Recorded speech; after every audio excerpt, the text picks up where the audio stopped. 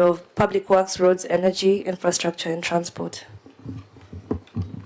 Honorable Chair and Honorable Members, my name is Patrick Gasheru, CC Trade and Industrialization. Thank you. Honorable Chair, I am Etienne Kennedy, Chief Officer Education and Vocational Training. Honorable Chair and members, my name is General Nasimeo Mutama, the CC Education and Vocational Training. Honorable Chair and members, my name is CPA Andrew Wepuhulu, the Head of Internal Audit. Honorable Chair and members, my name is Peter Omonye Ijaka, the Acting Director, Early Childhood Education.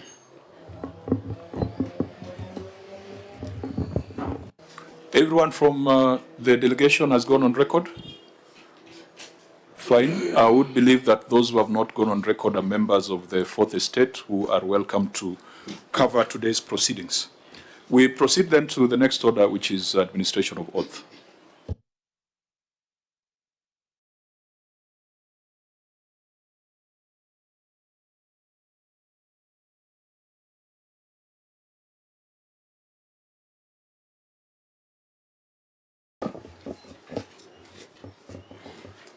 I, George Natembeya, do solemnly swear that the evidence that I shall give before this committee in respect of the matters before the committee shall be the truth, the whole truth, and nothing but the truth. So help me God.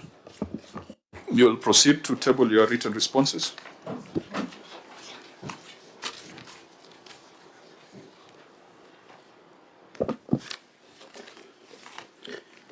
Mr. Chairman, I hereby table the following documents before the committee. Management responses and accompanying annexures for the report of the County Public Accounts Committee on the report of the Auditor General on audited financial statements for the County Executive of Trans Nzoia County for the financial year 2023-2024, and management responses and accompanying annexures on the report of the Auditor General on the receiver of revenue for the County Executive of Trans Nzoia County for the financial year 2023-2024. Auditor General, have you reviewed, interacted with those reports, and are you ready to guide us today?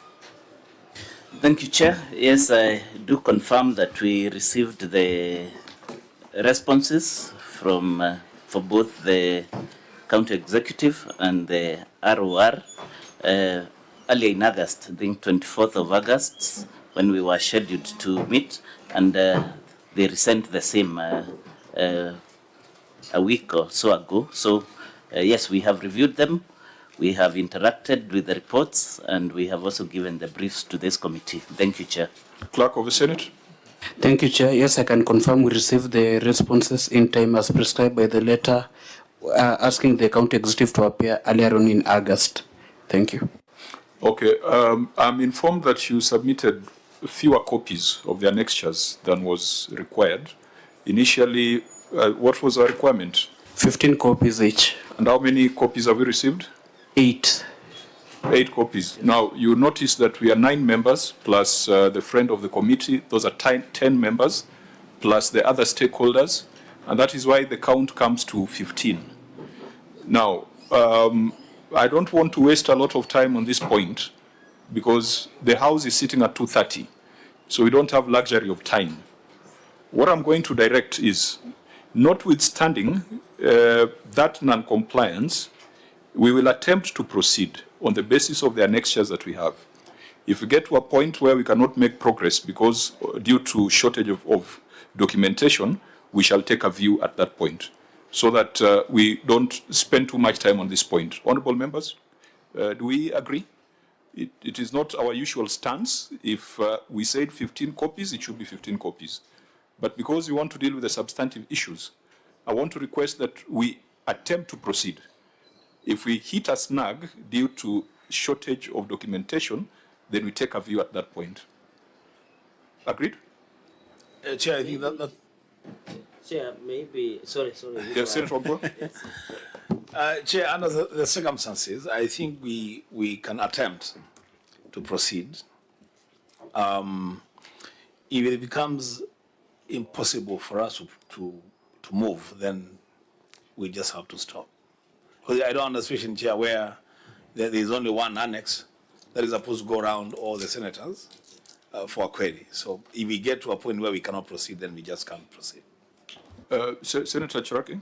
Chair, maybe two things. One, maybe our communication, the governor should clarify on what was communicated to him. Maybe they didn't specify on a number of copies, or was it indicated in the letter? So governor should clarify. Chair, I agree that what is important is for us to proceed. But should we find it challenging? Because, Chair, I remember last week with one of the clients or entity that appeared, we were sharing financial statements, all of us. Even the county government then last week had not come with their own financial statements. So, Chair, I think the governor should clarify whether our communication indicated the number of copies that was supposed to supply to your committee. And number two, I hope that they are able to have all the documentation just in case we have to proceed, because we must proceed, Chair, because to use the efficiency. Because at the end of the day, the people of Trans Nzoia must get value for the money that we normally send to Mashinani. And then finally, Chair, just on preliminary observation, Governor, I thought Trans Nzoia, through the Chair, is Kenya Ndogo. I have not heard some names from that region, yet it should be representative, Chair. Let me guide that on preliminary, because this is a matter we have dealt with for a long time. What constitutes a preliminary observation? Yes. Now, on the preliminary matter of documentation, the last time the governor appeared before us on 17th of June 2025, we sent him back home because of matters of documentation, delays, and the fact that the Auditor General was not ready. Governor, it cannot be that after that experience, we would still come here and spend even 1 minute on issues of documentation. You must take administrative action, unless you are the one taking responsibility for that. I think it's not a matter that we should even waste time debating, because last time you came to Nairobi, went back to Trans Nzoia without doing business, simply because of documentation. So I'll just ask you to comment on that, and then if your comment is satisfactory, we can proceed. Mr. Chairman, the communication came in good time. Of course, it required us to provide 15 copies to this committee. But the information I'm getting from my people here is that there is lack of finances to do some of these things. You know, we are just starting the financial year, and the budget has already started running. And out there, you cannot do things on credit nowadays. So majorly that's the reason why we're not able to get all the copies required. Governor, your response is going to cause us problems and an unnecessary debate. I'm just being truthful. Yes, you can be truthful, but what we expect from you is if the Senate on 27th of June, on 17th of June, took a view when it came to procedural issues, we shouldn't come back to Nairobi and spend time on procedural issues, particularly documentation. Initially, your team produced 5 copies. Then they miraculously produced another 3 copies. I mean, it's a joke. Stop shielding your staff from obvious inefficiencies. Because I thought I was going to make this matter very easy so that we proceed. But when you start giving some of those stories, I think we need to take these proceedings more seriously. There could be a very serious challenge there in Trans Nzoia that we are not able to run copies. This is like 2 reams of paper. We are just saying really 7 more of this. If you did 8, doing 7 more of this.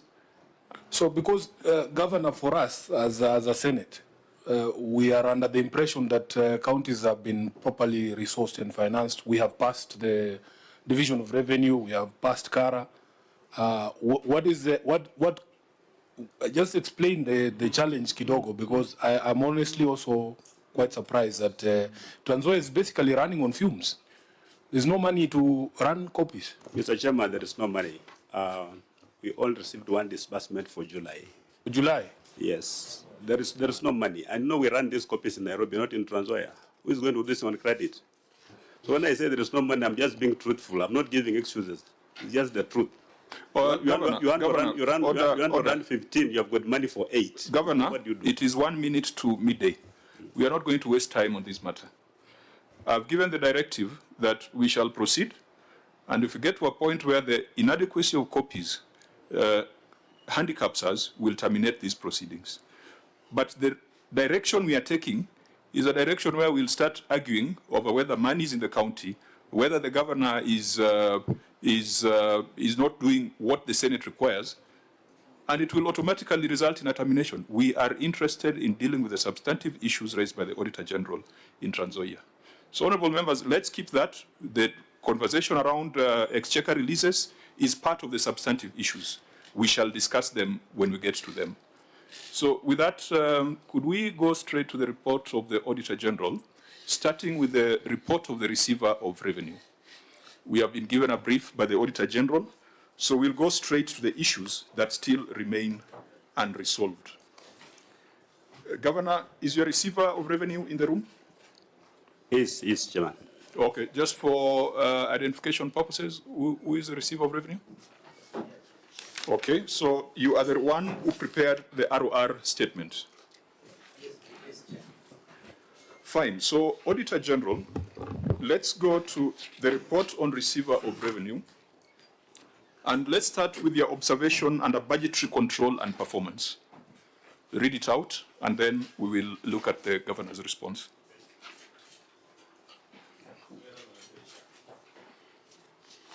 I'm looking at the original certificate. So on the original certificate, it is on page 4 under emphasis of matter. Now we need to get guidance from the governor on where he has provided the response on that.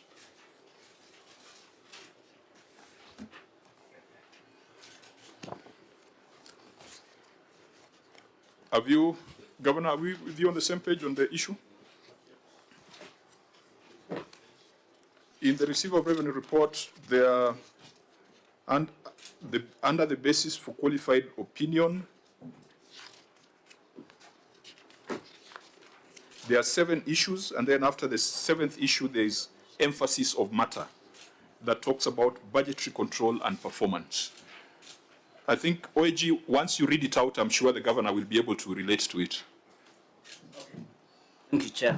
My colleague will read through it. Thank you, Chair. Budgetary control and performance.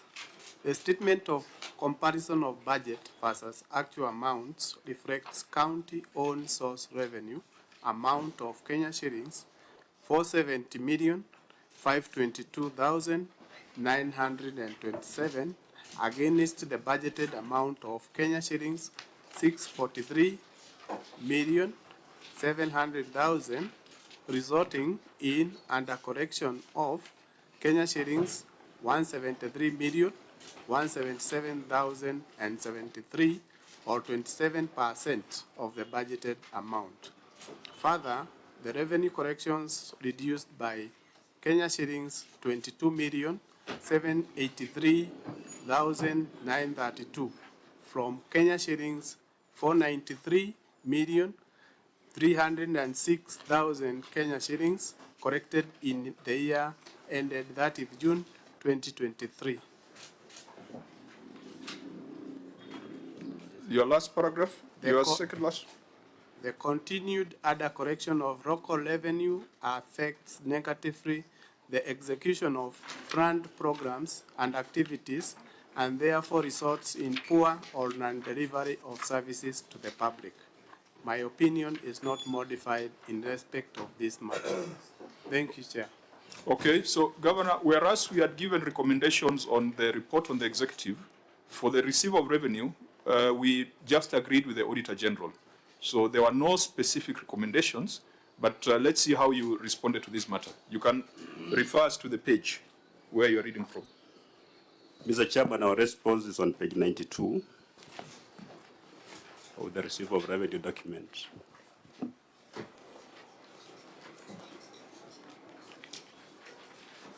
Okay, members, and that's why we needed to ensure we have adequate copies. You may proceed. Management response. The management acknowledges and confirms that indeed there was 27% shortfall in revenue collection. It was a result of change of revenue collection system during the year. The management has, however, put in place measures to enhance revenue collection, including recruitment of more revenue collectors, carrying out a rapid results initiative, and mapping all revenue streams and developing a revenue register. Now, honorable members and clerks, make sure members have access to the ROR statement. Parliamentary Budget Office.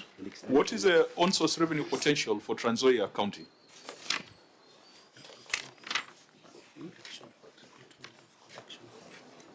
Salat was not here.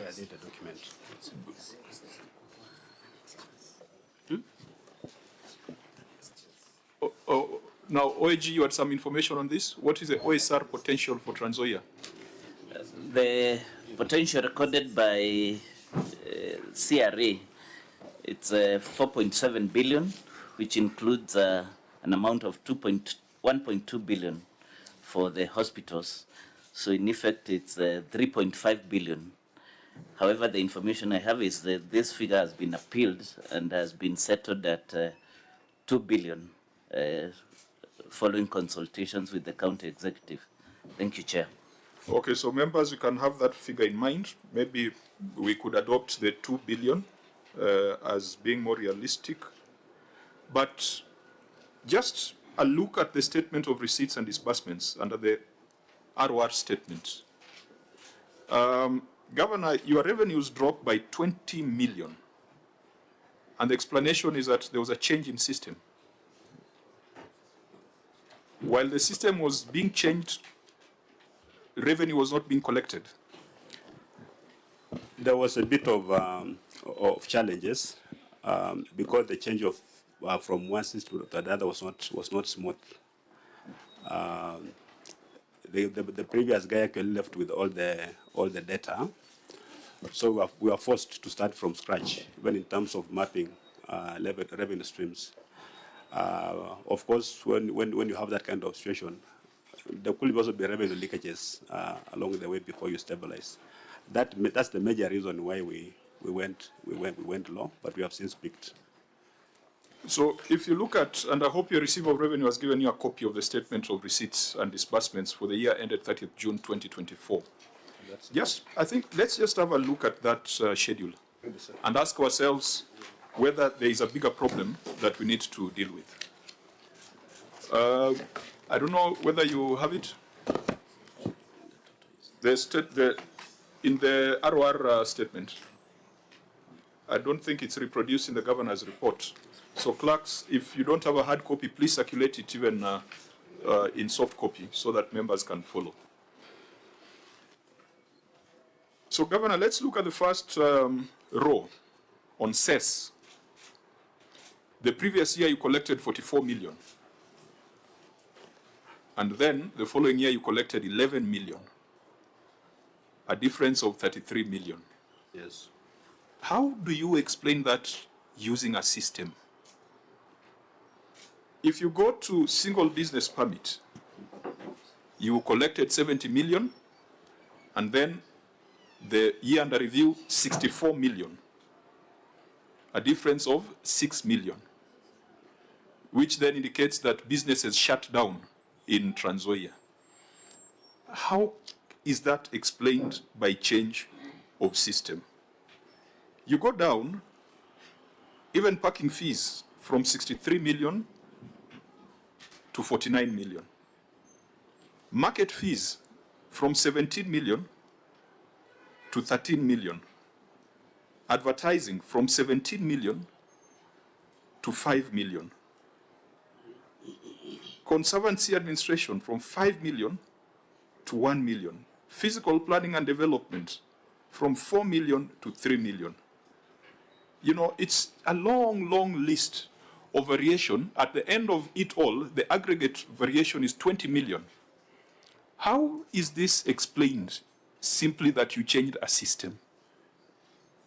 People were collecting money and pocketing.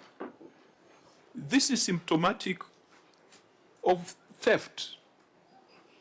Unless, members, you are seeing the link between this and a change of system. Chair, maybe through you, maybe what we may need to understand is what system are you changing from? What system was at play, and then what did we change to, so that we appreciate this loss, this leakage?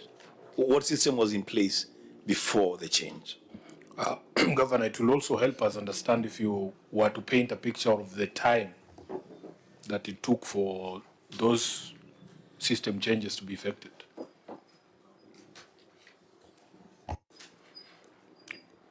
Governor?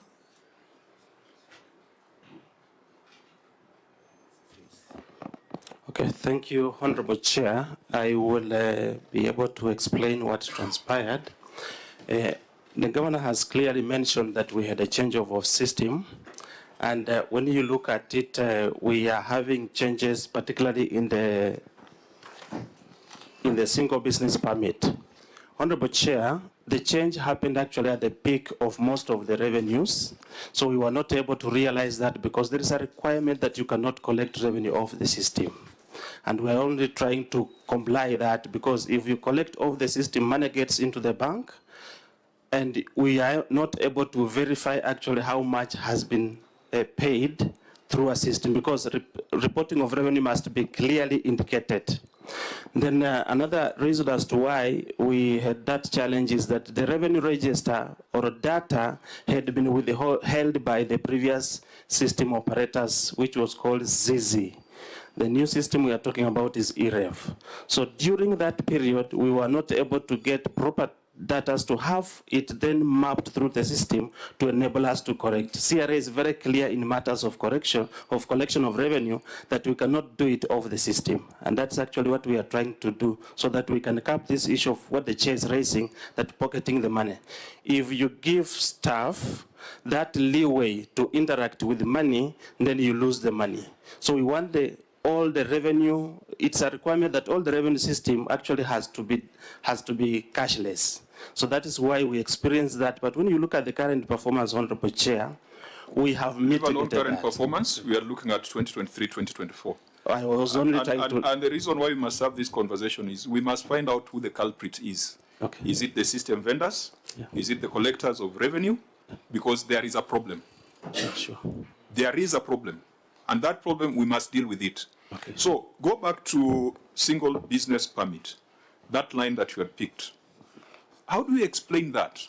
And please, whereas the guidelines by CRA on automation remains a prudential guideline, we still have counties that are collecting manually. So you cannot say that you are either collecting automatically or not collecting at all. So you need to revise that.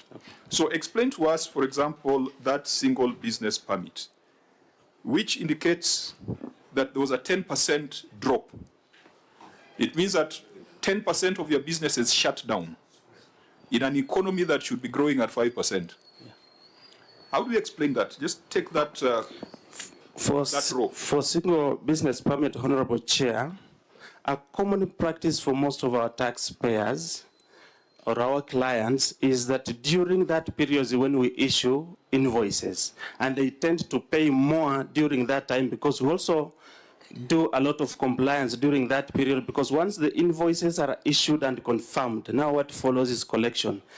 Most of them normally reserve funds to pay at that period. Remember, if it's a common practice, it was there in the prior year. That's why you are comparing 2 years where the practice has been common. So can you give us a better explanation, please? A better explanation, Honorable Chair, is that the system was actually changed over in the period of January to March. And that is our peak period. That's what I'm explaining, Honorable Chair. So the money that was collected between January to March, where did it go? We have, in the receipt of revenue report, that time we actually, because we were losing a lot and we encouraged them to do offline, then later on we were able to now map them in the system. Where did the money go? In the bank. Just show us here in the ROR statement where that money is. I'm not accounting for the shortage of 10 million.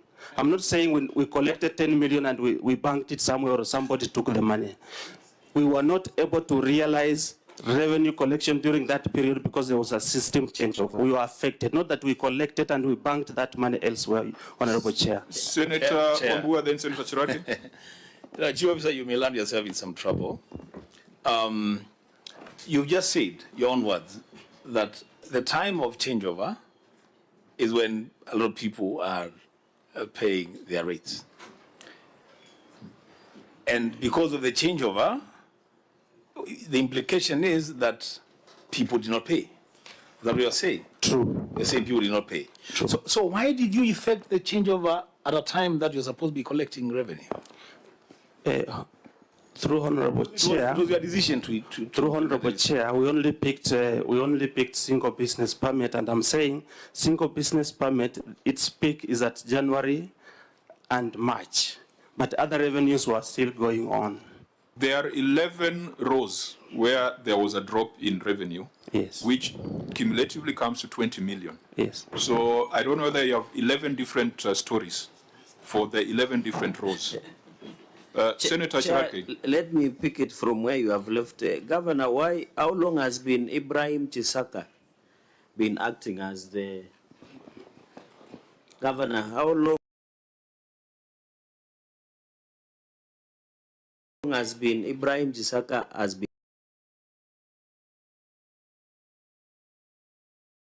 acting director of receiver of revenue? Number one. Number two, Chair, let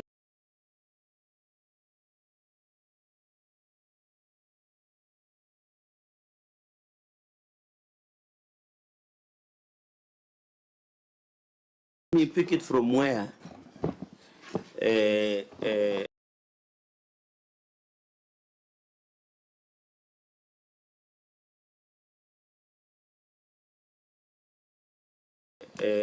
where the chief officer left, because it looks like the previous system was more effective than they want to change of. Because if you look even at parking fees,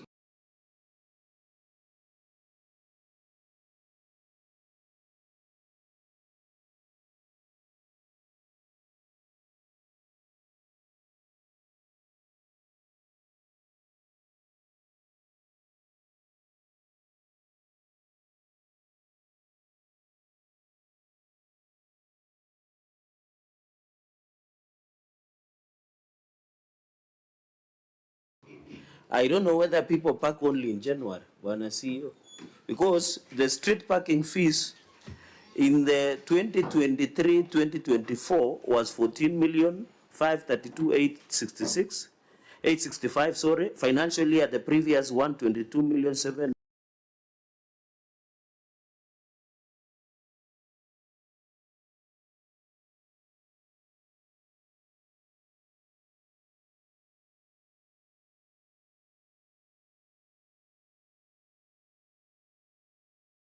$729,785.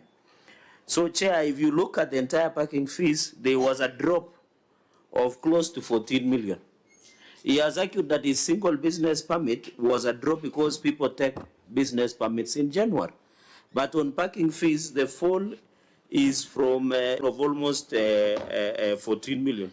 So, Chair, we need to know, Governor, was the intention of changing, looking at the revenue rose cumulatively to 20 million, it looks like the intention was to collect less, or was being collected and somebody was pocketing the money. And finally, Chair, on this receipt, how much were you paying? Either through maintenance of revenue, do you own it, or is there a vendor left with all the data?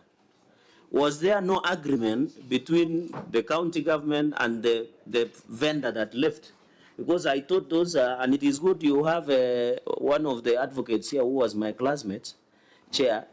He said that the data left with the previous vendor. I thought there was an agreement. So how did he leave without proper handing over of the data to the county government? Can he highlight something on that? Yeah, because if that is established, then we also have the power under the Public Audit Act to recommend debarment of a service provider who is complicit in, where it's your collectors or whether it's a systemic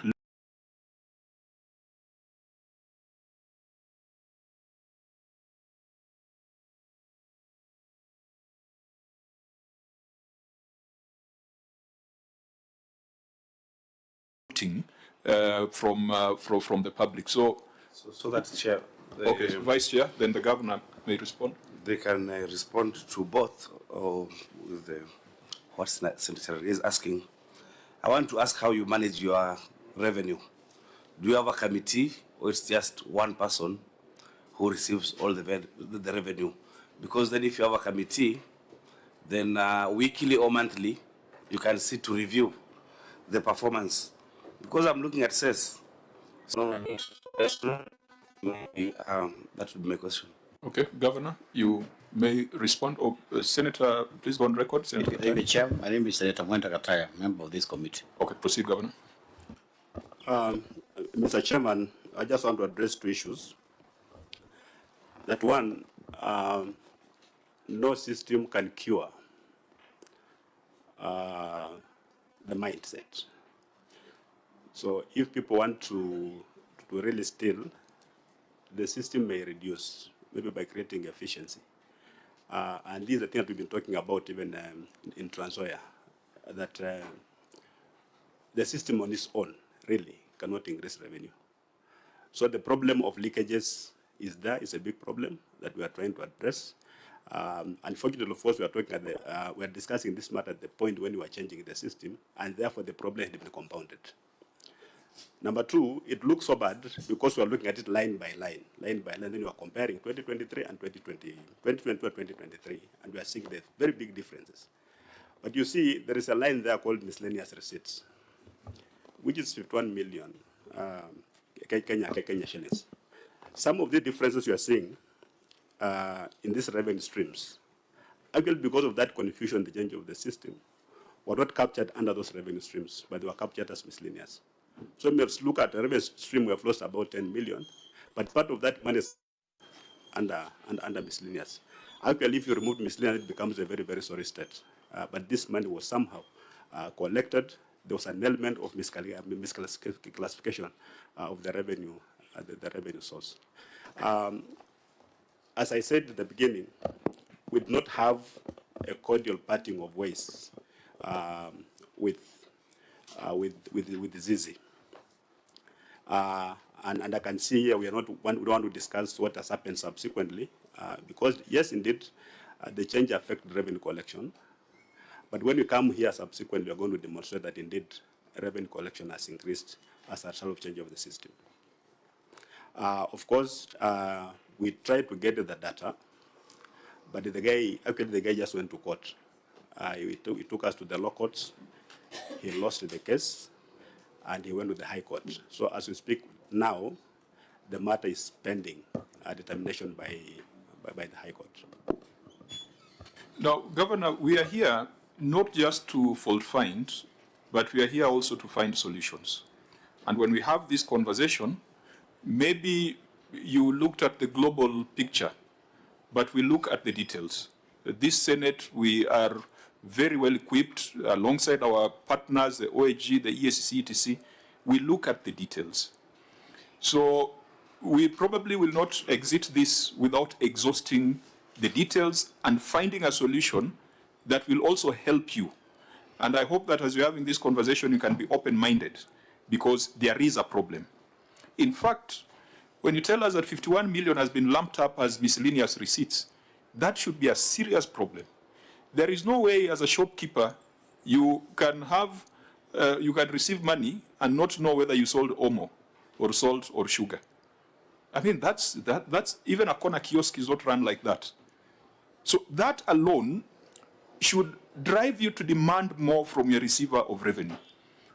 Because we know that the PFM assigns that responsibility to a specific officer who's paid a salary. The question raised by Senator Mwaruma on cess, for example, I think that Trans Nzoia has a lot of agricultural activity. Perhaps it's the bedrock of the economy. Just come to that breakdown, note 12 on your financial statement on cess.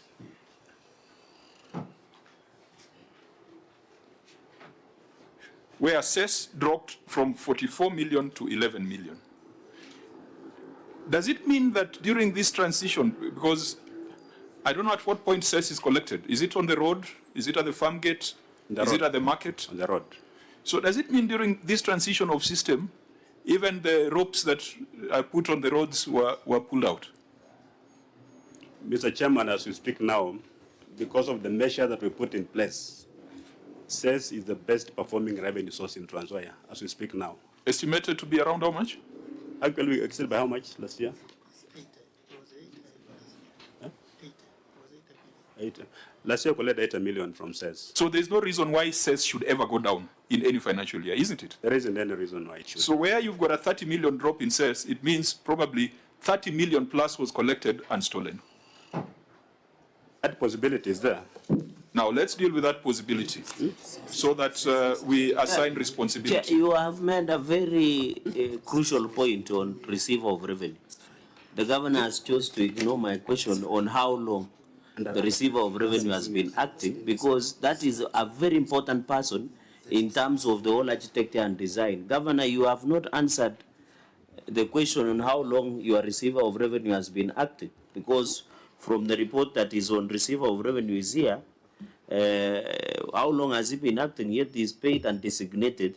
And then, Chair, in addition to cess, I also believe issues of parking should be easy, because you remember Turkana even were using POS in terms of parking fees within Kitale, within Lodwar town. So the question should be, even in street parking fees, the drop of 14 million is very high, because the street parking is marked and it is easy to know which street parking is. So the governor, as he answers how long the ROR has been acting on the issue of parking, and also says almost go in similar way, because these street parking are marked and it can be easily traced.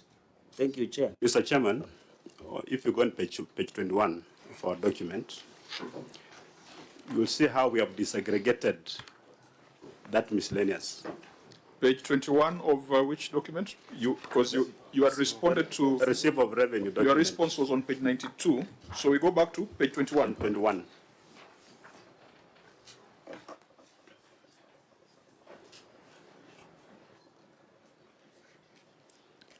Of the 15 million under miscellaneous, page 21. 51 million, not 15, right? Of the 51 million, total 51 million, 51, says accounts for 18 million. So this 18 million should have been captured under says. That leaves us with a gap of about 14 million compared to prior year, isn't it? It's still a drop. Yeah. And I want to emphasize this. You don't need to be defensive on this unless you are an accomplice. Allow us to have this conversation so that your staff, your receiver of revenue, can understand the consequence of professional negligence or the consequence of doing things against the Act. And I think that's why Senator Cherargei is turning the heat on the ROR, the receiver of revenue. They have a responsibility under the PFM. And I think that if we just do a slap on the wrist on this thing and say that things have improved in subsequent years, there appears to be 20 million that has been stolen from the people of Trans Nzoia. Let's have this conversation so that we know where EACC should go. Whether they should go after the system vendors, whether they should go after the ROR, or whether they should go after the CEO. I think, Governor, you have agreed there is a problem. You've agreed there's a possibility of loss of funds if you look at these movements. Perhaps in the subsequent year we'll see an improvement. But that does not excuse this financial year. Senator Ombwa. Governor, on that page 21, I'm looking at miscellaneous receipt from slaughterhouse. It's 38,000. And I'm wondering, is it that the people of Transoia don't consume meat, or most of them are SDS? I don't know. I don't know. I mean, really, 30,000. You know the chair is an Adventist. I'm an Adventist. Yes. Chair. I think a lot of your relatives live in Transoia. I mean, we eat meat.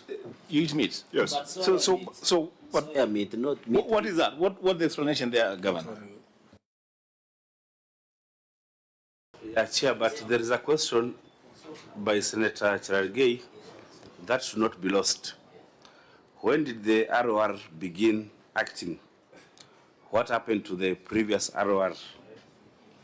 Is it because, or was he or she, did she pave way because of possible malfeasance in revenue collection? I think that's an important question. Governor, the slaughter fee and the ROR question. Mr. Chairman, I cannot give a concrete response why the slaughter fee was low. Maybe the number of animals that were brought to be slaughtered were fewer. That could be the reason. I don't have any other reason for that, because I think it's also very difficult when you have already admitted that there were some data integrity issues, because it's also very difficult now to explain how some of those things arose.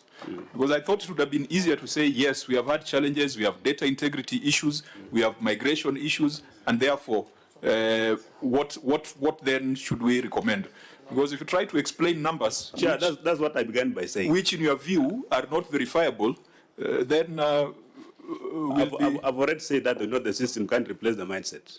Yeah. That's what I said. But you know, when you ask for information, I'm providing it, and then somewhere it becomes defensive, and the information is here. I'm just trying to say that says, second, not this much, but it's this much.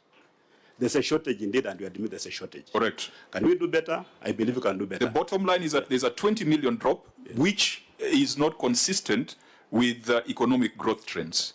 Now, the question on the ROR asked by both Senator Cherargei and Senator Maruma. As a county government, we've not been able to have a substantive receipt of revenue for some time. Actually, our last attempt to have one also failed. So we've been having acting receivers of revenue. I think we've had three now. Mr. Gisaka has been in office for the last 6 months or so. And all these changes are just in an attempt to get it right in terms of revenue collection. No, Governor, the gentleman to your left is CC Finance. Yes. Should advise you that pursuant to PFM Act Section 165(2)A, there is nothing like an acting receiver of revenue. It requires the CEC Finance to designate in writing a receiver of revenue. While they have been designated, they are not acting, they are substantive. CEC, have you designated in writing a receiver of revenue?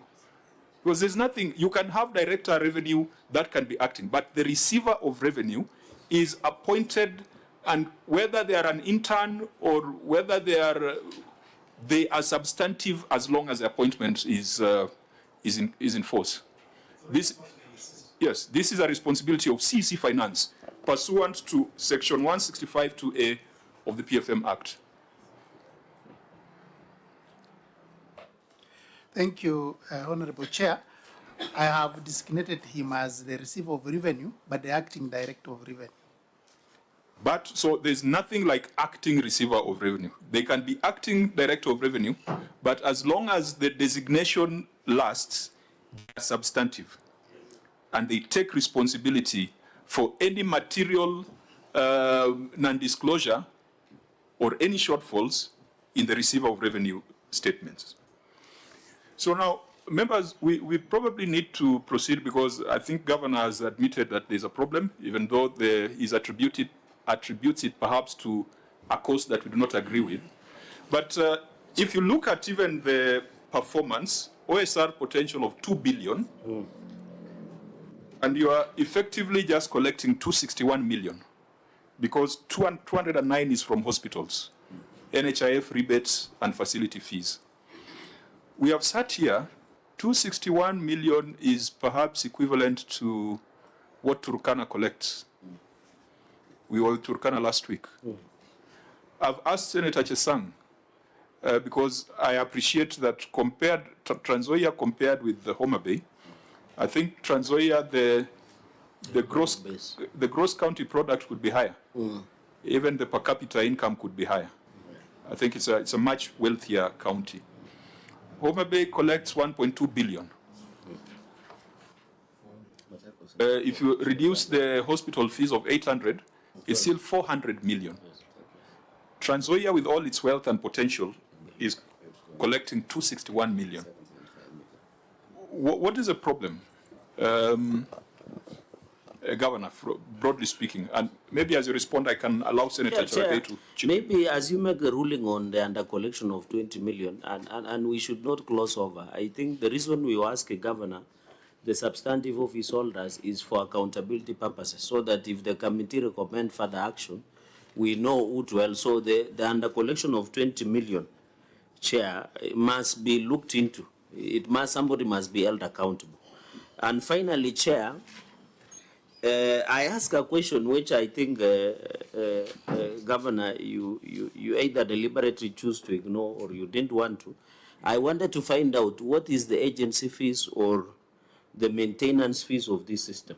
Because the information I have is that every financial year you are using close to 80 million to maintain that system. Because if your potential is 2 billion, after you remove the FIF, it comes to 200 million, for example. If 2 billion, you remove the FIF, which now we have passed the law, the Facilities Improvement Act, which is removed, it comes back to 200 million, which is still a big challenge considering the mapping of revenue streams that you have done. So, Governor, can you provide us with the agency fee or the maintenance fee of this new system? And secondly, now that you have cast, Chair, that will be my third question. Now that you say you did, there was no amicable resolution with the former collector of revenue in Trans Nzoia, what measures have you put in place? For example, do you own the domain of the collection? Do you own the system now? So that if that system takes off, Chair, does it mean also Trans Nzoia will continue losing data on revenue mapping streams and even other data important issues? Because under Data Protection Act, it is very important that the client is aware. So what are the stopgap measures to ensure if the new revenue collector decides to take off, can you also take off like the other previous one with all the data, with the revenue streams, with the projection and what have you? That will be my three questions, Chair. Okay. Perhaps the details on the system, because I think there are two substantive issues to the system that we are coming to. We could deal with them when we get there, but you can deal with the broader issues. Then we'll go, there's an issue about termination of systems. So it will be neater to deal with what the Auditor General found out and then look at your written response. But deal with the other issues that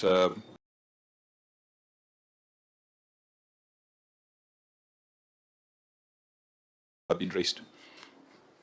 Basically the system, isn't it? Yeah, we own the system. Mr. Chairman, the current system is owned by the county government of Trans Nzoia. It was procured at 26 million shillings with an annual maintenance fee of 7.3 million for 3 years. So after 3 years, we shall own the system fully. So with this system. I don't know where we are getting the 80 million. Those figures are strange to me. Because what we have is 26 million cost of the system, 7.3 million annual maintenance of the system. There was a question as to the lack of ambition, where you are effectively collecting 261 million versus a target of 2 billion. Mr. Chairman, we've not shared with the CRA the formula they used to come up with the 4 billion, 2 billion. I don't think if the total wealth of Trans Nzoia now is 4 billion shillings. That's a lot of money. 4 billion? No, I think the auditor tells us that it has been revised downwards to 2 billion, which sounds reasonable. Have you done your own mapping? I don't think so. My understanding was that the 2 billion was a negotiated position. Was it not?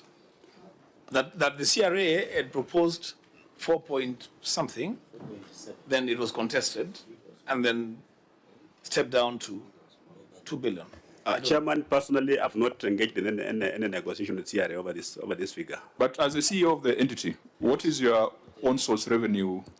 What's your estimated on-source revenue potential? Because that is something that your receiver of revenue should have at hand. It should guide your budgeting. It should guide your, driven by your finance bill. Mr. Chairman, the receiver of revenue has not told us how they arrived at 4 billion shillings. Because I'm looking at my account, where am I going to get 2 billion shillings? The receiver of revenue is your appointee. Leave alone the CRA. I'm now asking, in your own assessment, what is your OSR potential? We can forget about the CRA for a minute. Yeah, my potential from what I've been telling my team is that we look at how much the county council of Trans Nzoia was collecting before the advent of devolution, and how much the Kitale municipality was collecting, and in total it was about 800 million with the fewer revenue streams. So that was such as a baseline for us, that to know, can we meet what we were collecting before devolution? That's 800 million. We can put a markup, maybe 400 million. That will give us about 1.2 billion. It's reasonable, can be explained. But this other one of 4 billion really is just big. So even if you are to use the 800 million, the fact is you are collecting just about a quarter of what the defunct authorities were collecting. True. Isn't that a cause for concern? Major cause. So I think we now need to understand some of the measures being taken. Chair McHugh, this is 15 years down the line. When the economy has grown. When the municipalities were collecting 800 and you are collecting a quarter.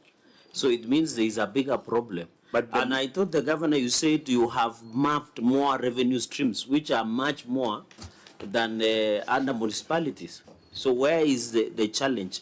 And I remember when we went through ICT committee, and Governor, at that point you told us that some officers had been fired because they have been pocketing revenue. Is it still the position? Actually, the problem we had was initially all revenue collectors were voluntary staff. So we actually recruited revenue officers. And we can demonstrate that after that, we've had some significant improvement in revenue collection. But as I admitted, and my team here knows, that we have the problem with the mindset, where people still cut corners. That because I believe there's no revenue officer who can know that you have not paid revenue and let you go. They can't. So they really know we're supposed to pay and pay what. But it's some kind of unholy, alliances out there. It's an internal problem that we're really trying to sort out. Is bearing fruits, not as fast maybe as we want, but when you look at our revenue growth for the last 2 years, there's a bit of improvement. Of course, I'll be happy if I beat the target of Trans Nzoia County Council, which had fewer revenue streams and they're collecting about 800 million.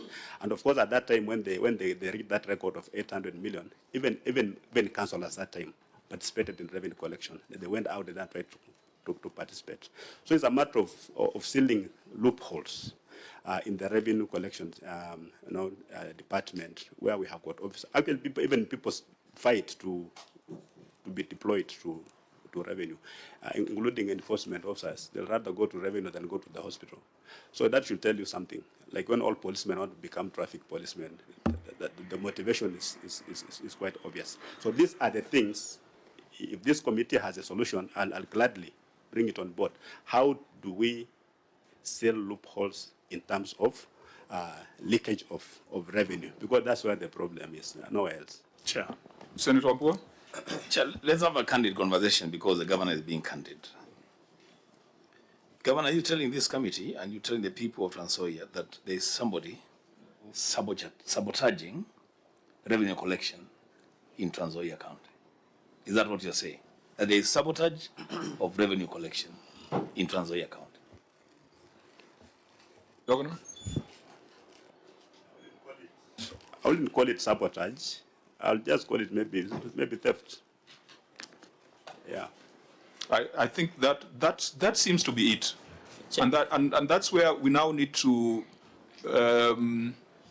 we have done the diagnosis. It is our job to do the prescription as a Senate. Chair, maybe, Senator, Chair, with your indulgence, even I'm looking at your financial statements on receipt of revenue. Your original target was 643,700,000. You didn't achieve that. So looking at the projection, you have said you want even to go beyond municipalities of 800 million. And I don't know, you said councillors were part of the collection, so I don't know whether your MCA should be, but that's a point of discussion. So in this 643 million, there must have been realistic target of that amount. There must have been revenue strategy that you wanted to collect. So can you say something on your original target of 643 million? And finally, Chair, Governor said they were voluntary tax collectors. Who was the greatest tax collector in the Bible, Bishop? so Chair, Bishop is always right. You want me to tell you the name? You know the name. So I don't know whether you are calling it revenue collectors. So can you tell this committee they were temporary? So how much did you confirm them to PNP so that they can be used? And number two, I ask a very specific questions. Are there any officers in revenue that have been fired? Are there, Governor, as there revenue officers that have been fired? They are on disciplinary action has been taken or administrative action? And how many are there? Because it looks like, Governor, you are aware there is a problem. Kuna watu wanakula. But you have taken a back seat and say, you know, I'll just go and tell the committee of the Senate there are people who are stealing our revenue. They'll give me the prescription. I thought you should be telling us, Governor, you should be telling, I found 10 revenue collectors, I have fired 10. I have reported to DCI or EACC for action to be taken. Because if you come and tell this committee through the chair with the indulgence that money is being stolen, but can the committee give us a solution? It should be presenting that these are demonstrative action, these are investigations ongoing, this is what we have done, we have confirmed into permanent and pensionable. Because the fact that everybody wants to be in revenue collection, it means there is a bigger problem than we thought. So can Governor highlight on that? Okay, Senator Mwaruma, then the Governor may respond so that we can move to the other questions on the system. Yeah, the Governor indicated that there are challenges in terms of collecting revenue from the national government. How much do you think, if the national government cooperated, you would collect from the land belonging to the national government? What efforts have you undertaken to collect that revenue? Do you have any annexures or, you know, any support to show that you've made steps towards collecting such revenue? That would be my question. Governor? Mr. Sorry, maybe Senator Chesang, so that you can consolidate the questions. Thank you, Chair. Through you, Chair, I think we have, as the chairman of ICT committee, we have been doing an inquiry, and now we have gone to, I think, more than 9 counties to do an inquiry to do with the revenue collection.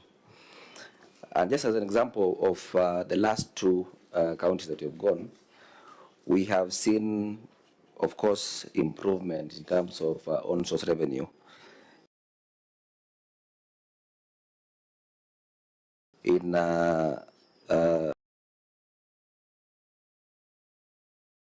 most of the counties, at least 8 of the counties that you have gone,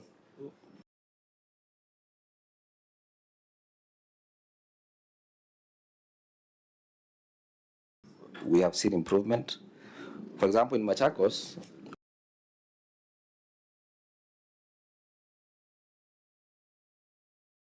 we had the same irregularities of issues to do with all source revenue.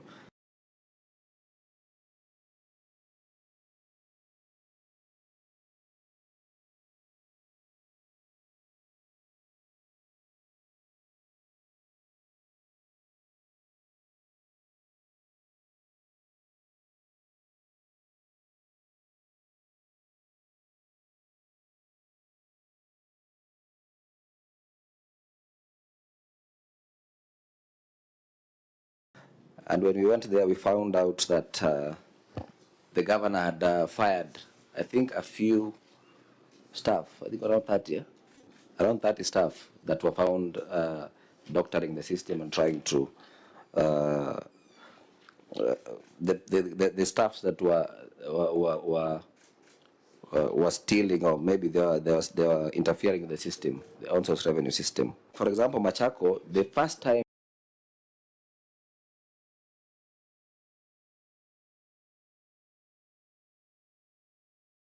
they sourced their system, they were collecting 30 million. So then later they went to 200, and now they're doing 775 million.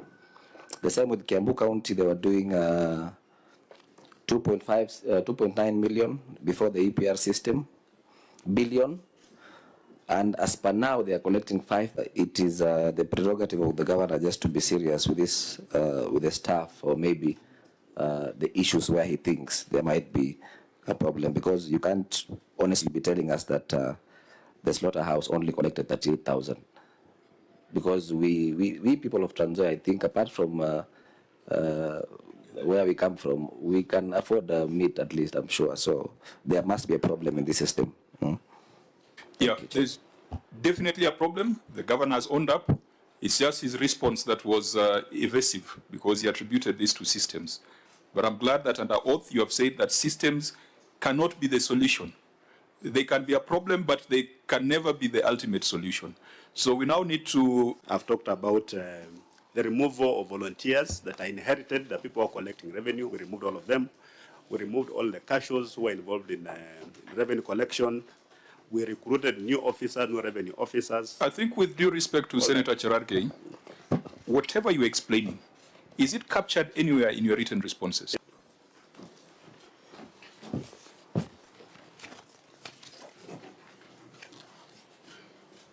On page 15. On page? Of the executive, of the county executive. Yeah, because we have not gone there. So Senator Cherargei is right. To so please let it not be just you disagreeing with Senator Cherargei, because he also is entitled to his observation. I think just process your thoughts through the chair. And Chairman, there is no matter that has exercised my mind as the governor of Trans Nzoia than revenue.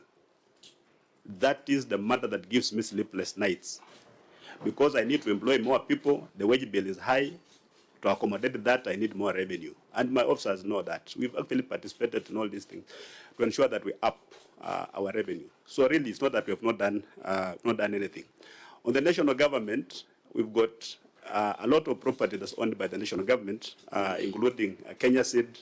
The Agricultural Development Corporation has got over 40,000 acres in Trans Nzoia. We've got Kenya Railways, we've got Kefis, we've got Kalro, all those. But not all of them are paying land rates as they should. I think the only one who is most cooperative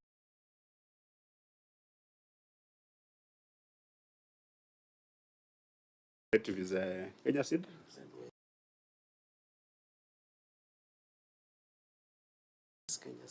Kenya Seed.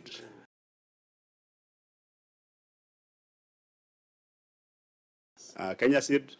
Railways had huge arrears. It was how much?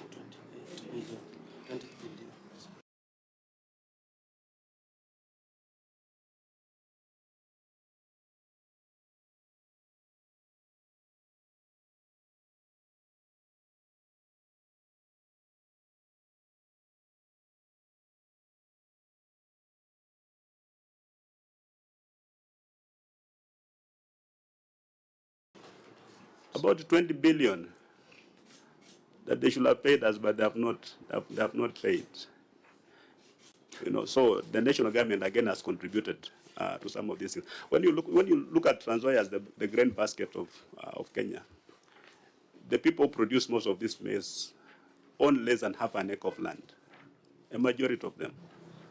The large-scale landholders are government institutions and a few individuals. So really, the poverty attendant, issues that come along with it is a kind of reality we're facing on the ground. That's why, Mr. Chairman, personally, we're shocked if CRA can come up with such an outrageous figure and expect that Trans Nzoia can actually raise 4 or 2 billion shillings in terms of taxes. It's just an impossibility. Senator Chair, Sifuna, just for the benefit allow us to proceed. For the benefit of the governor, we have similar problems in Nairobi, where the national government institutions, including where we are seated, have refused to pay Nairobi land rates. When the CS for Treasury was here, he confirmed that there are certain conversations that are happening between county governments like Nairobi that are owed money by national government institutions to swap some of those debts and help counties to be able to receive some benefit from those debts. As Trans Nzoia, have you had conversations with the national government or the national treasury on this specific issue of the national government entities that are not paying what is due to the county? We have been engaging with the respective departments and state organs, parastatals, on case-by-case basis. And as I've said, so far, Kenya Seed has been paying. I think last financial year they gave us about 20 million in terms of rates. Kenya Railways have been paying, but they've not been able to settle their arrears. Yeah, because the Kenya Railways has got almost 50 acres of land right in the middle of Kitale town. We thought we could swap that debt with that land so they can use to develop the town, but they're not reluctant to have that. They're reluctant to have that kind of conversation. Chair, just to conclude on that matter, Governor, and I know this may be a very tricky issue, the issue of adjusting rates. Oh, but I don't know whether it is just my county or it's other counties as well. 40 bob for a cow, that could be a bit low. Because then that becomes a very, very, very ineffective revenue stream. I remember I slaughtered cows just the other day, Chair, and I paid several thousands in an abattoir in Kitui. I don't know, 40 bob, Chair, Governor. You want to have a conversation with your people. I mean, you need to raise money also to even manage the abattoirs themselves. So but Chair, is it fair for us to be pursuing these pennies when we know we can get millions from the people who are not paying Trans Nzoia money? I mean, even if you were to raise the price of slaughtering to 400 shillings, Senator Wambua, with the respect, if we were to help these counties, the conversations we are supposed to have are supposed to be grand conversations, so that even if we were to raise by another how many percent to 400 shillings per cow, the revenue resulting from there will not be as significant as if we were to put pressure on Mbadi and railways to pay up. That's where I think we should focus. Yeah, but I think members had requested that we find a way out because it's one. By 2:30 we must be in the chamber. For fairness. Yeah, please make it very brief. This issue is not petty at all. Correct. It is captured in their own document as a revenue stream. Yes. And these small revenue streams add up to more revenue to counties. And pursuing revenue from slaughterhouses and abattoirs is not mutually exclusive to pursuing collection of revenue from the big guys. So let's collect revenue where you can collect revenue. That's why I want to say, Chair. Chair, just in conclusion, one, I would request your ruling on under collection of 20 million. Number two, Governor, I have not seen, this committee, maybe just the last one, how much is being owed by other institutions outside the county, like Kenya Railways, the national government? And then number three, in your annexures and in your reports, you have not, or I didn't see in your response, management response, attached any evidence to show that you are engaging these stakeholders. Maybe the governor can provide that evidence, Chair. And then are there strategies? Because we have seen counties like Yambo, like Nairobi, sometimes they provide waivers. Sometimes so that they encourage pay up of, and it is provided under the PMF Act. So, Governor, are there any strategies? Apart from negotiating, are there any strategies like waivers of rate so that you can improve on collection? Because this own source revenue is very critical. And that may be the reason why the CRA were picking that indicators. And I want to inform the Governor, Chair, as I exit, that in fact, during our fourth basis of revenue allocation, it is the CRA indicators that guided on how Trans Nzoia got 1 billion plus extra under division of revenue under this financial year. Yeah, honorable members, I know we have a lot of experience on this matter, so there's a lot we can advise the governor on. But I think we must move on to the other substantive issues. But the facts are as follows: that on-source revenue dropped by 20 million in the financial year under review. The governor has admitted that there could be data integrity and quality issues. The variations across streams do not make sense, do not add up. So it throws into doubt even the accuracy and integrity of the numbers that have been presented before the Senate. It is also a fact that Trans Nzoia is collecting much less than the defunct local authorities did 15 years ago, and that should be a matter of serious concern. Even if the CRA figures were disputed and 800 million was still the OSR target, the county is only achieving just about 1/4 or perhaps 30% of that target, and that is unacceptable. We therefore would want to recommend as follows. Of course, we will see the positive action taken in subsequent years. The audit is going on. But this 20 million, we must confirm whether it was collected and pocketed, or rather collected and stolen, using the words that you used. EACC, please, you must cause an investigation into the financial affairs and management of the receiver of revenue and collectors of revenue to assure us that every single cent that was collected from the people of Trans Nzoia was reported. And in the event we find that money was collected and not deposited in CRF, please recommend prosecution. Number two, we've got the systems vendor.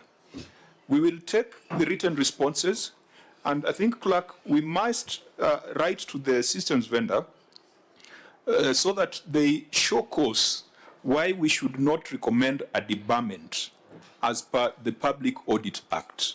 Because it is wrong for a system vendor to misbehave in Trans Nzoia and then go to West Pokot and continue doing the same things. So we must also take decisive action. So with respect to the systems vendor, we shall be making recommendations for debarment. Of course, they will have an opportunity to come and explain themselves if they disagree with us. Number three, Governor, we expect you to take administrative action on your officers, even if it means redesignating a receiver of revenue. Because you cannot come to Nairobi and then you say that looks like there's a problem with the data. It might appear as if some money was stolen.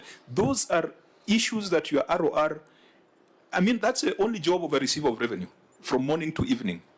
If you cannot take administrative action on the entire complement involved in the revenue, then we might conclude that you are also an accomplice. And I think finally, we made a mistake, perhaps as Senate, to take away the fiscal responsibility index. Because when we said we wanted to do a proper objective ranking of counties, these are the things we must look at. Governor Natembeya might look, not might be, I believe, I take judicial notice, that is a very popular governor. Is a very visible governor. But now when we come to the numbers, perhaps it tells a story that is different. So we need an objective assessment of counties based on fiscal responsibility indicators. I think we had already agreed that we're going to do that ranking. And I think on this, Governor Natembeya is going to rank very badly compared to peers because these are now numbers. This is not just about the the personal leadership perception of the governor. So we could leave this matter at that, such that even the other issue on termination will take a view when you're writing a report and make a recommendation on debarment. That can allow us in the remaining period to go to pending bills and also to sample a few projects that are still outstanding. We agree, honorable members? Yeah. Fine. So let's go back to report on the executive and start with the issue of pending bills.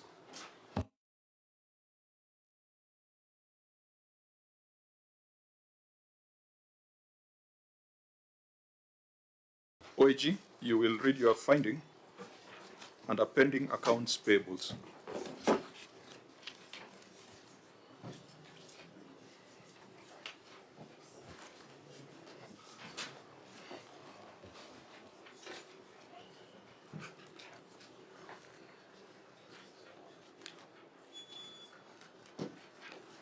OAG. Thank you, Chair. Pending accounts payables. Note 1 under other disclosures to the financial statements reflects pending accounts payables balance of Kenya shillings 1,371,609,319, out of which Kenya shillings 641,244,901 relates to construction of buildings and civil works. Kenya shillings 507,881,305 on supply of goods and Kenya shillings 222,483,113 on services. Failure to settle bills during the year to which they relate distorts the financial statements for that year and adversely affects the provisions for the subsequent year to which they have to be charged. My opinion is not modified in respect of these matters. Thank you, Chair. Okay, Governor, the Senate had made a lengthy recommendation that arose from a resolution of the Senate on guidance on how to settle pending bills. You may now take us through your action taken so that we don't waste time rereading the Senate recommendation. This our response. The county government of Trans Nzoia had pending bills amounting to Kenya shillings 1,497,561,536. Those are the audited amounts in the financial year under review. Out of which pending bills amounted to Kenya shillings 983,234,209 were settled as of 31st March 2025. Kenya shillings 700 has been provided for by the county government in the budget for the financial year 2025-2026 to offset the balance of the verified pending bills and to partially resolve the unverified pending bills for the financial year 2021, 2022, and previous years. The list of total pending bills vis-a-vis the list of pending bills settled is provided under Annex 16, which is pending bills, pending accounts payable, the payment plan. Annex 17, settled pending bills under recurrent. Annex 18, settled pending bills under development. And Annex 19, the budget for financial year 2024-25, and pending bills, pending accounts payable settlement returns.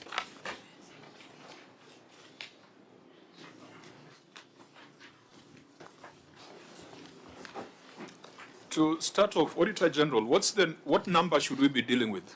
Is it 1.497 or 1.371? Thank you, Chair. The audited number is 1.371 billion. Governor, how did this grow by 100 million? Because once you have reported on it, if there's a growth, then that is a matter of great concern.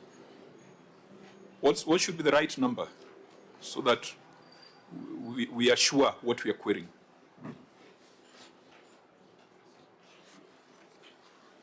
Are the persons who prepared the financial statements here? Yeah, so let's start with that to establish the base.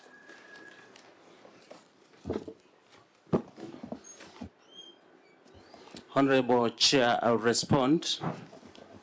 What the Office of the Auditor General is referring to a figure of 1,371,609,319 is actually pending bills that is in relation to merchant payments.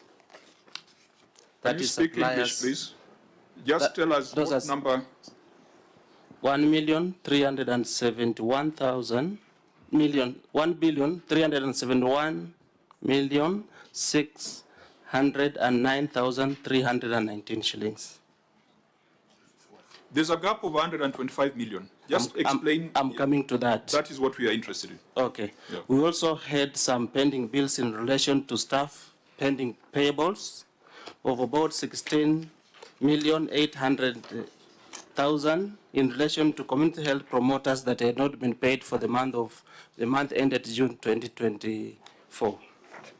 Then we also have amounts due to other 30-party payments. That is, we have a lab trust, we have a Lake region CBO, support to CBO, and others. So you're referring to Annex 2, 3, and 4? Yes. So 1.497 is a summation of those three annexes. That is it. OAG, that makes sense. For pending bills, the practice has been to look at merchant payments. So we would want to stick to the merchant payments or the unpaid merchant bills of 1.3 billion. The rest. OAG, that one I think you are arguing for argument's sake. Because personally, I'm extremely interested in those non-merchant pending bills. When you have 109 million of statutory contributions that are sitting in the pending bills register, that to me is a bigger risk than even the others. So I think I see what they're explaining, but I also hear you. So whether it's 1.3, those were supplies of goods and services, there is a 16 million on payment of CHPs and 109 million on statutory remittances. I think it's okay, it's not an issue. So now let's go and ask ourselves how much of that has been paid of the three category of pending bills. Honorable Chair, we have during the year under review and subsequently in the year following year we paid 983,294 or 983,294,209 shillings. So how does that relate to the merchant, the CHPs, and statutory remittances? Annex. There's an annex. Bring the annex. Because in your financial statements, all the statutory remittances were completely unpaid and remained at 109 million. Honorable Chair, on the Annex 16, 17, 18, and 19 that has been put in one booklet, we have the last page, which is a summary of what was paid. We have audited pending bills 2023, 2024, including 22, 23. Which page is that? Last page? The last page on that annex booklet. Annex 6, 17, 18, and 19. The last page.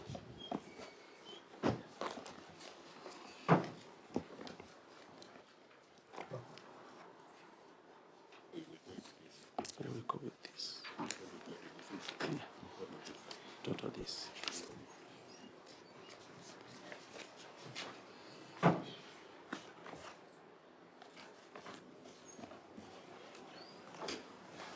Okay, proceed. Last summary page, we have pending bills in relation to merchants that was audited at 1,371,609,319. What we paid was 966,000 million, 494,209 shillings, leaving as a balance of 405,115,110 shillings. And we have indicated as an action to be taken to be provided and settled for in the financial year 2025-2026. That's what His Excellency was referring to as a provision of 700 million to cover part of that. Did that annexure satisfy a query on the 109 million? Yeah. Where is it?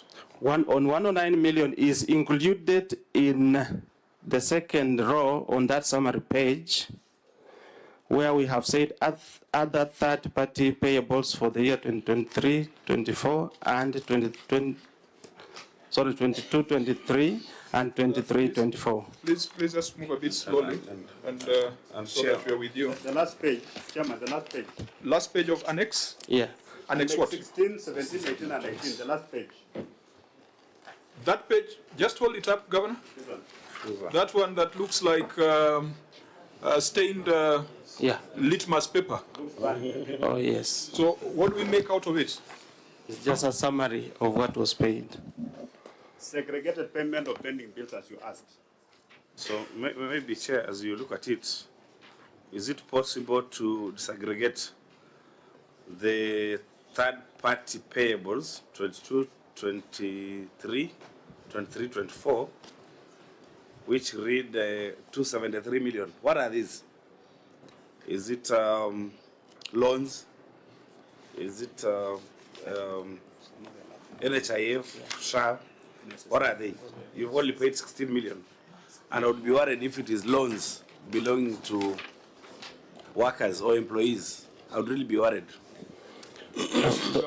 There are quite a number of payments there through Honorable Chair. We talked of the issue of lab trust. We have some other financial support we are offering. Then we have associations and subscriptions. Officer, I think you might want to approach this from this route. You paid 16.8. Yes. Under that row. Yes. And you had 16.8 in your financial statements. Yes. For stipends for CHPs. Right, Chair. Are those two related? Yes. So that 16.8 was a stipend for CHPs. That is it, Your Chair. That leaves out, that means the 109 has not been paid. Yeah, we were not able to settle that. And 109 are statutory, are unremitted pension liabilities,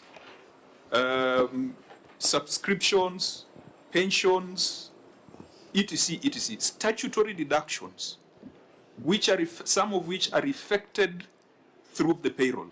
Why wouldn't you pay that? We actually recognize them as pending payables from prior years, even before August 2022. That is before the current regime.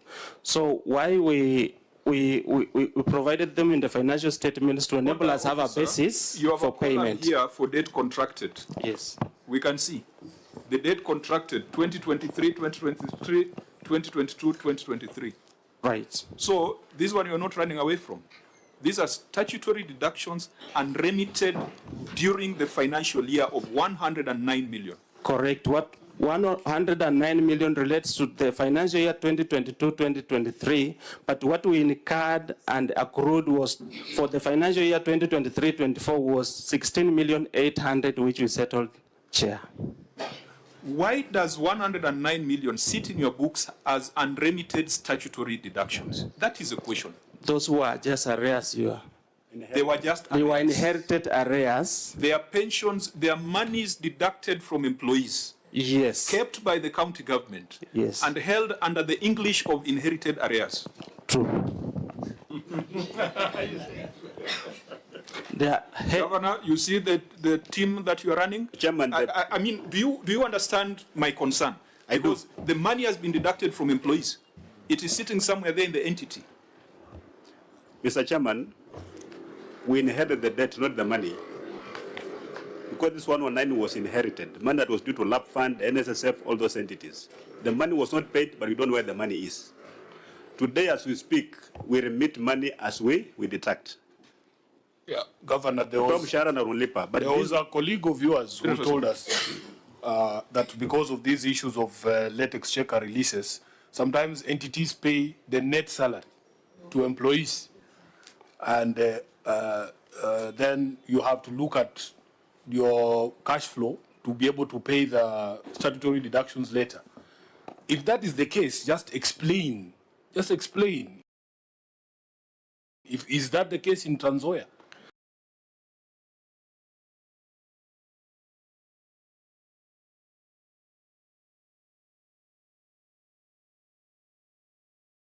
In our case, that's not the case in Trans So what Nzoia. is the case? Well, how did the chair wants to know? So why I'm explaining this, Chair, is that for you to be able to set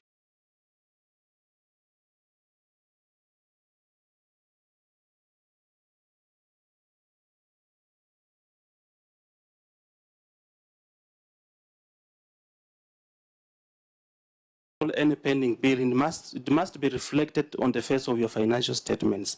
That's why we saw it prudent for us to reflect this and have it audited by the office. We are interested. I'm only giving an explanation first. You'll move slowly. I'm the one giving directions. Governor. Senator Sifuna. The explanation the committee wants is how this became, when you tell penalties that were being imposed by KRA on late statutory remittances, it is this committee that made sure KRA held back on that. So the question we're asking, how did the debt arise? That, if you explain that, we move on to the next issue. Senator Wambua.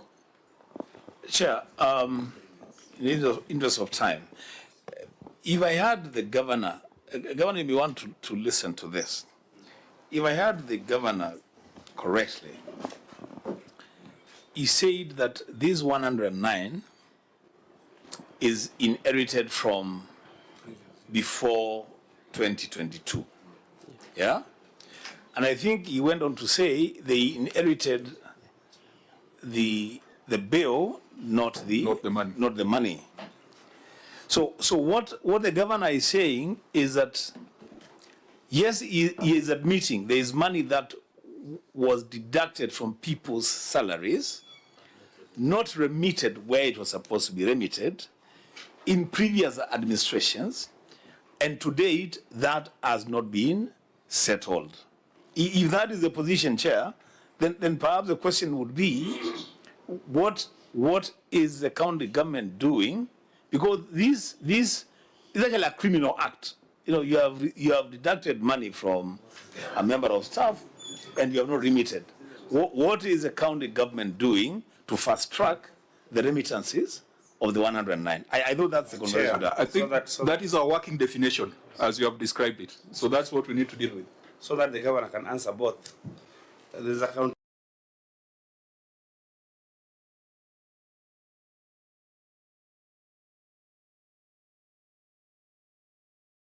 Argument here that this might not be inherited debts, because that second line reads other third-party payables for 2022, 2023, 2023, 2024.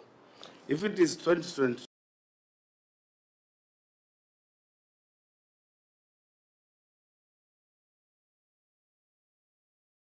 to 2023, that is the time governor came into office. Yeah, beginning July 1, 2022. And there was no money released by Exchequer, I think in May and June. That money came to be released after elections. So this can't be inherited bills. Okay, yes. So you are varying the working definition. Senator Cherargei? Chair, you had said that you could not make photocopies for this committee, but in your payment in item number 311, last sec limited, order 186, you paid payment for purchase of 2 photocopiers worth 398,000. So, Governor, to tell this is a story you can go to this on the issue. Says that I'm very keen in your management response. He said he's a truthful man. So I'm assisting him in finding truth. Finally, Governor, you have said to offset the balance of verified pending bills and to partially resolve the unverified pending bills. So which are these unverified pending bills? I really want to know that part. Because I have agreed you have you have given us, and I've looked at your financial statements as per your chief officer has said, is you have 1.4 billion, and you have brought down, including the financial, you have put around, is it 700 million to this financial year of 2025. I'm keen on the partially resolve the unverified pending bills for the financial year 2021, 2022, and prior years. Could you be generous enough with information? Tell us how much is this? Because you have been specific by budgeting 700 million, but you have not tell us how you intend to resolve partially unverified pending bills. And comes to my question, Governor, when you took office, did you do pending bills verification? And where is the report? And how much was verified pending bills and how much was unverified pending bills? Chair, I yield. Governor? Yeah. Maybe by giving us your version of the working definition of the problem. 109 million, that's in our document. These are debts that were inherited, not just from the first regime of devolution, but all the way with the municipalities and county councils, including the LAP fund and so forth. That's the money that we inherited. So it's appearing in 2023 because we cannot really wish it away. We must put it here and find a way of dealing with it. But as I've said, currently we detect and we rebate. We are very current. You can confirm this one even with the CPF. That's what we are doing. Number two, we've got machines. The chairman, we have machines. True, we bought. We're talking about consumables. You can have a printer, then the photocopier, you have got no paper. It's of no use. That's the problem I'm talking about. They don't have finances at the moment. That's why we've got to run into problems in terms of producing these documents. Now, we're talking about the unverified pending bills. When we came into office like any other responsible government, we had the assumption of office committee, and one of the things they were looking at was the pending bills. And the figure went to almost about 1.2 billion shillings. And it kept on mutating and increasing. What we did, we formed a committee that was chaired by the former Auditor General, Dr. Edward Oko. He came up with a report that classified eligible and ineligible pending bills. But I think some people who found themselves on the list of ineligible ones rushed to court. And the court, in this opinion, felt that Mr. Oko was not actually not verifying pending bills, that he was doing audit, which we disagree with. We disagreed. And that's why we formed our own pending bills verification committee that has been working. We have been able to reduce that figure from that 1.2 billion. We are coming down. We believe by the time we are done, we'll have a figure that we can really defend. And that's why we've made a provision of 700 million in the current budget, knowing that the pending bills, actual pending bills are about 441 million. But we know you're going to have the inherited pending bills that also need to be paid because this work was done by our own people in Transvaal, and they've been asking for their money. That explained and verified because we have not yet concluded the verification process. We believe you're going to conclude it during this financial year. If there'll be any money left pending or as an extra from the provision, then of course going to be applied to other needy things within the county. Senator Sifuna, and then Controller of Budget, may have stepped out. Maybe I'll toss this to the Treasury to tell us how statutory deductions should be treated, because last week we were told that recovery of interest is the first of all first charges. Why should we be raising requisitions, disbursements for settlement of other matters when statutory deductions prescribed in law are being done in the county but not being remitted to the relevant bodies? I think you need to advise us on that, because this 109, whether it was of defunct authorities of yesterday or today, there must be a commitment on its settlement. Senator Sifuna. Mr. Chairman, if you indulge me, I completed. I had forgotten something on that 109. I think the senators, view is the same explanation we get from Transvaal, that because of insufficiency of funds, people are just being paid net salaries. paid net salary, and therefore these other deductions. Actually, the money was not being deducted, so it was not there because the funds were not sufficient. So you just pay a salary, and then all these other deductions, including even pay as you earn.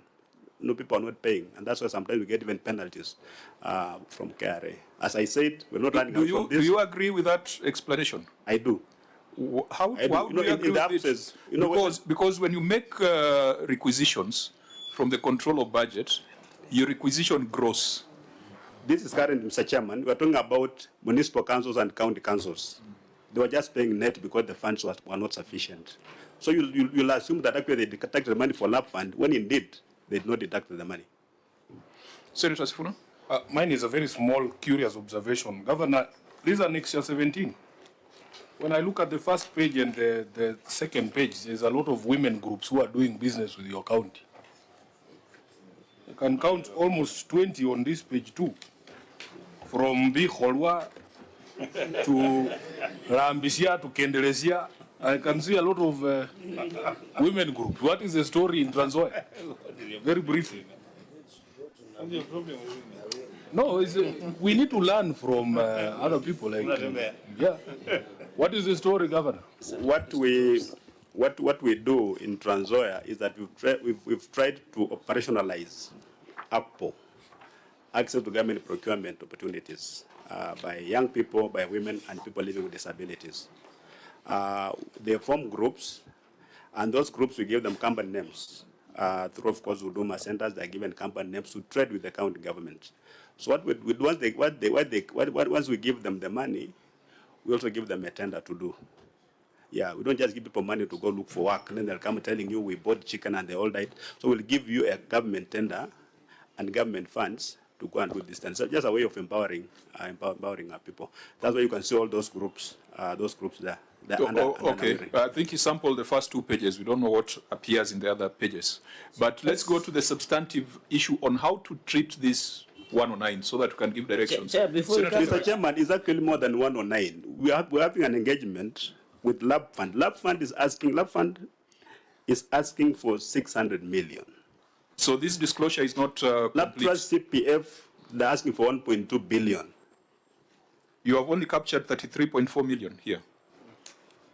Yes. Honorable Chair. It goes back to my question. Senator? Governor, you needed to be precise, and it was just a simple question. You have said after UCO's committee was ruled by Kitale High Court that they didn't have the power except the OAG. You said you formed internal verification committee through the chair. You have talked about legible and illegible pending bills. So I wanted you to be precise. Tell us how much is legible pending bills, how much are ineligible pending bills. Because ineligible, it means you cannot pay.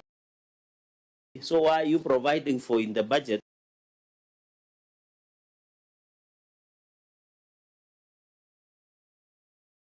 Of 700 million, yet you come back and you say what you are sure of is 241 million that is pending. So give us the global figure that these are eligible pending bills that I form and these are ineligible. Then tell us the story behind it, because you are shifting from 1.2 billion. You are saying you have allocated 700 million in the budget.